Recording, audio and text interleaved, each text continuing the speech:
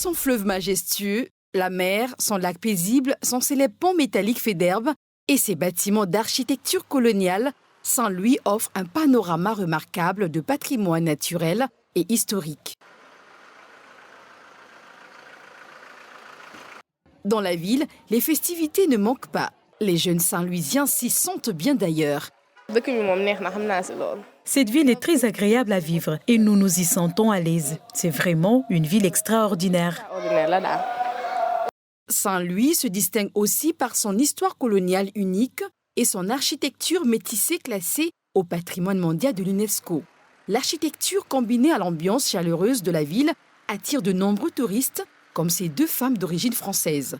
Déjà venue en 2022 avec mon mari, et là je reviens avec mon mari et ma sœur parce que j'avais envie de lui faire découvrir Saint-Louis, parce que je trouve que c'est une ville au Sénégal qui a entre guillemets une vibe particulière qu'on ne trouve pas forcément ailleurs. Je pense que c'est vraiment une ville très agréable.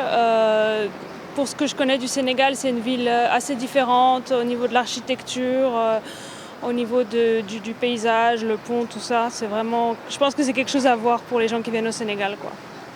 Les bâtiments coloniaux de Saint-Louis, construits entre les années 1650 et 1900, subissent aujourd'hui l'usure du temps, notamment la détérioration des façades, l'affaissement des toitures, entre autres dégradations.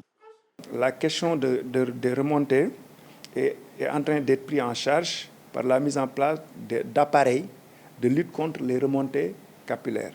Déjà, on a posé un appareil au niveau de l'église, la cathédrale, qui a été réhabilitée dans le cadre de ce programme-là. Et quand même, on a remarqué qu'effectivement, cet appareil magnétique permet de réduire un peu le taux d'humidité. Pour vous dire qu'il y a énormément d'atouts aujourd'hui qui permettent à Saint-Louis d'être une ville attirante.